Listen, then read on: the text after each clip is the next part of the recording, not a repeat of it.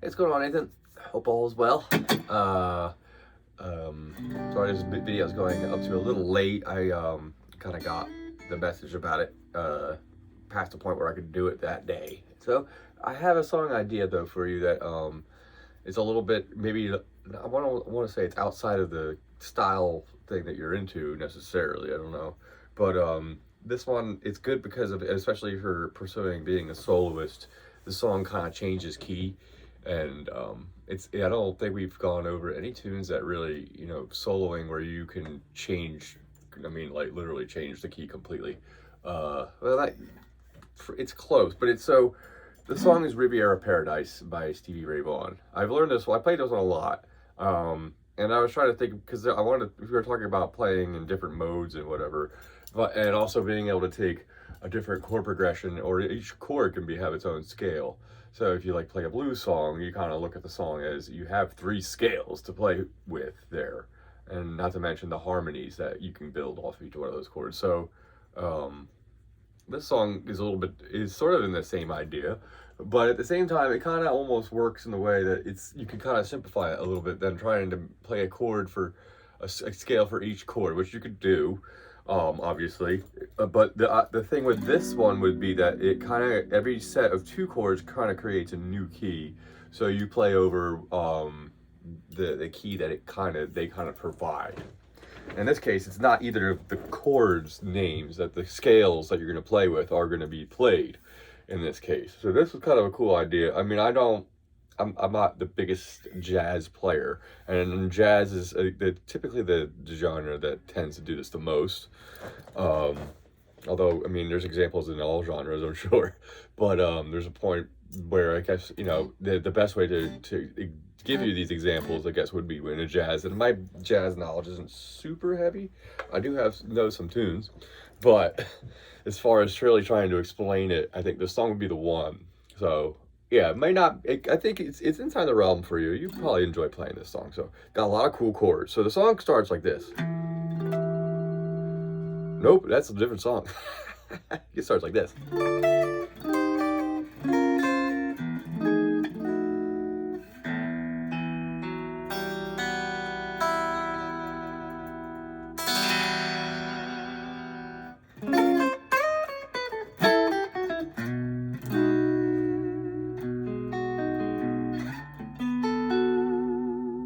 Okay, then that's the intro, and then from there, it will go into the chord progression. So the main idea I kind of wanted to get was to try and play the chord progression. So I do think I want to show you this song, because there's a lot of cool chords in here that are worth learning. So let's start with that. And then when you can learn the song, I'm about to say it might take a couple lessons to learn this. Maybe not.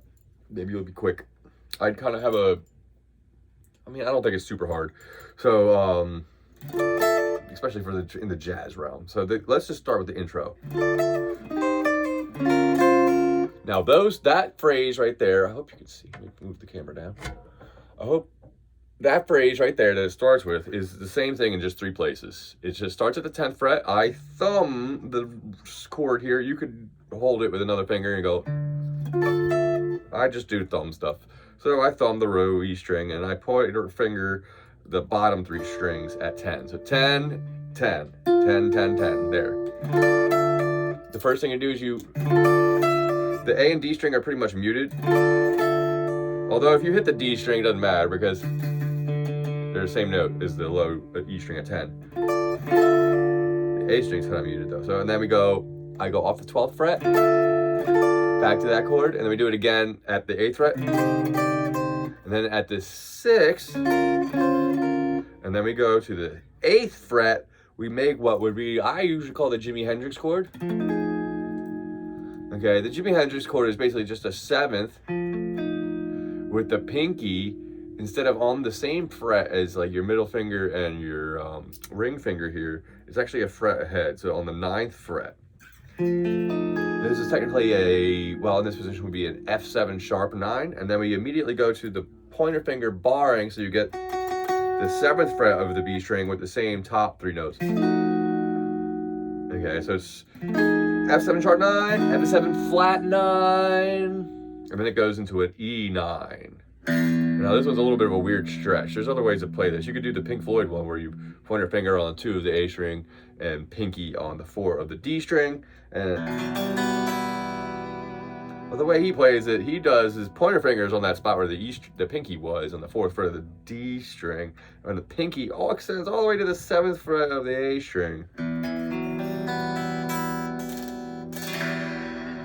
Okay, so the beginning starts with that 1 chord 3 times. 10, 8, 6, then F7 sharp 9, F7 flat 9, E minor 9.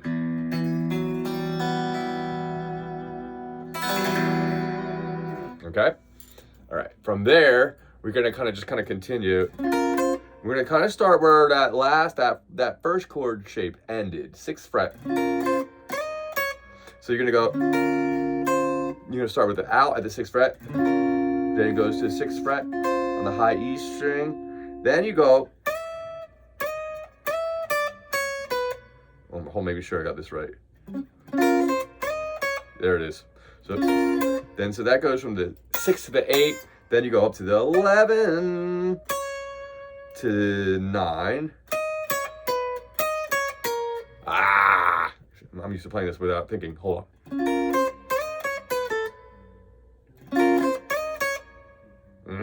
Now I can't believe I'm forgetting right now.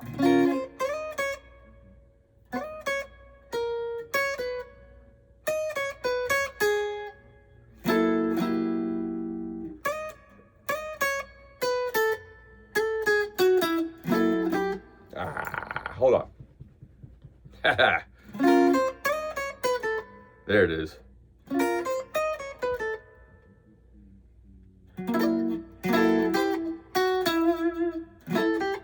There we go. So we're gonna get from the 6th fret to the 8th fret, 11, 9, 12. Okay, yeah, so 11, 9, then 13, 11.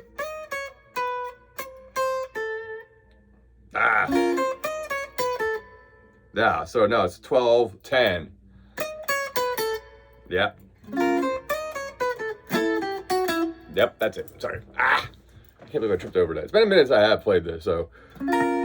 11, 9, 12, 10. Then you go to the F sharp 7, sharp 9. Then do the sharp to sharp 9 there. So 10, 8, 7. Landing on 9 of the G string. Then it gets into this B6. Now this is a different chord. You probably haven't played this one yet. So this one starts, I guess the root is the middle finger, but the way I look at it is always pointer finger first. So pointer finger is actually on the 6th fret of the D string. Then the middle finger will be on the low E string at 7. Then the G strings at the ring fingers on the G string at 7, and the pinkies at the D string at 8. Oops. Sorry. 1 string lower. The ring fingers on the B string at 7, and the pinkies on the G string at 8. From there, it goes to a D version of the same thing. So just the same shape slides from this 7th fret where your middle finger is at 7 to the 10th fret. Okay, so far it goes like this. Starts like this.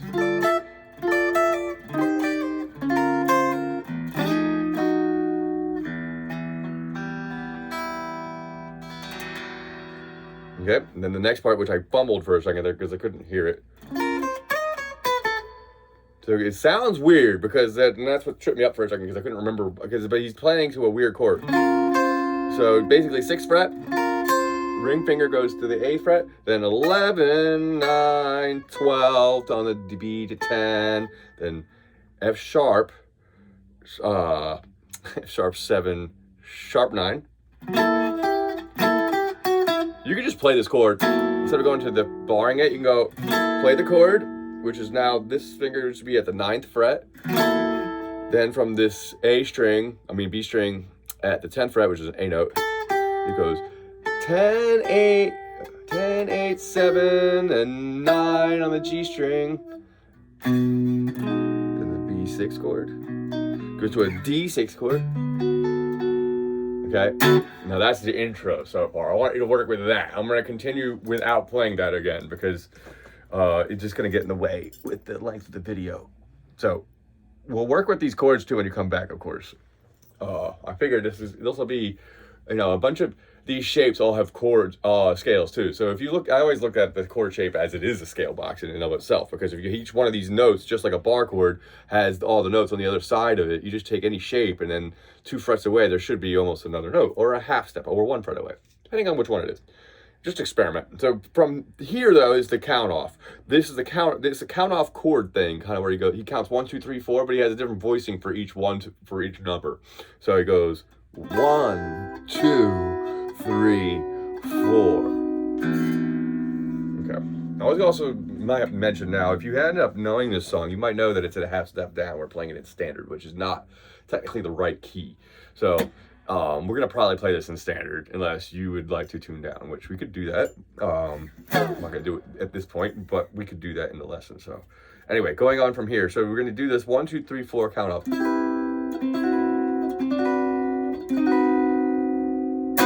And it goes into the chords.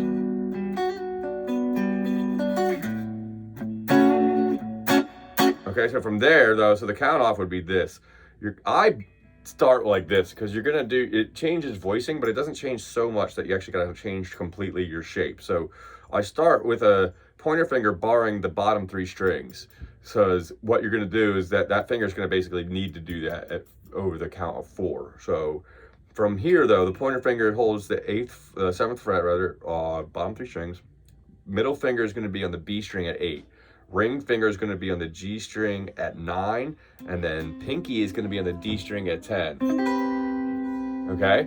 So then what you're going to play is you're going to play that chord, D string down. Then the next one you're going to do is just take the middle finger off. That's 2. Then the 3, you take off the ring finger as well. And then 4, you put the pointer finger back on the G string now, though, at 8. So it should go like this.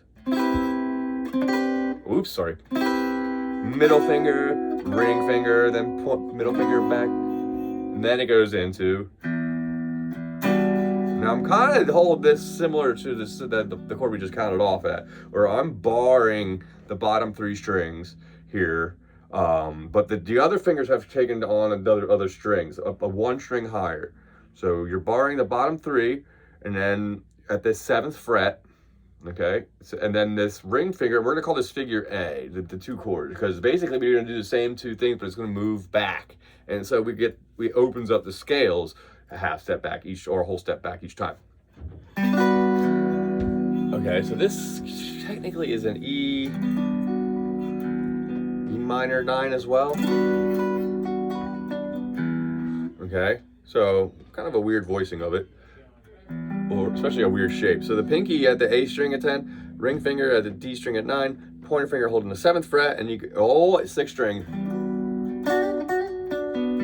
So I start with that's just with a open B string at 7 here underneath my finger here, and I hit it, and I do a hammer on pull off of the 8th fret there at the B string, back to open, then G, D, A.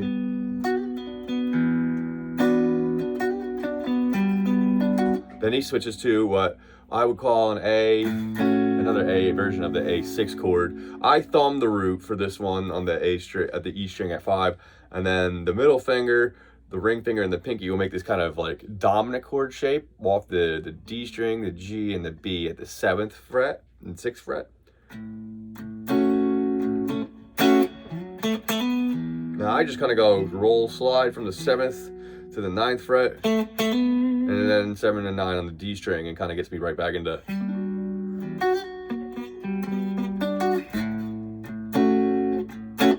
Now he goes half step back on that A chord, and then he grabs a whole step lower, the same chord we started with. Now the whole entire figure that we were just doing there, now it's just played a whole step lower. And what I look at, it's waste. All right, so I'm gonna keep going actually before I explain the solos over this. So yeah, so now we're in this F. Now it's an F chord, even though is now on the pinky instead of being the open E to a G6. Now and make sure I do the same lick, but make sure I use this to get this back into.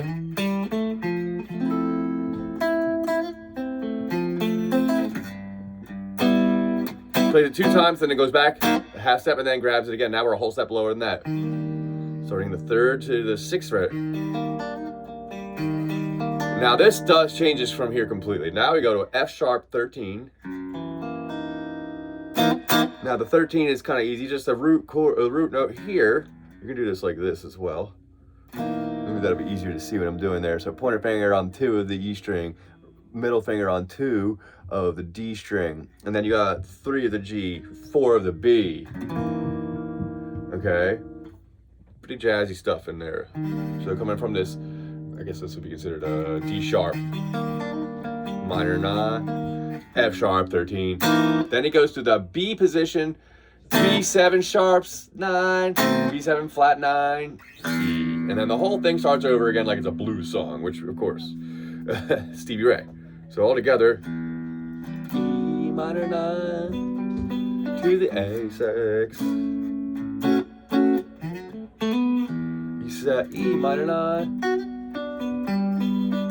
A6. Half steps down to the same chord we just started with. No low E string with this. This is an F major 7 to a G6.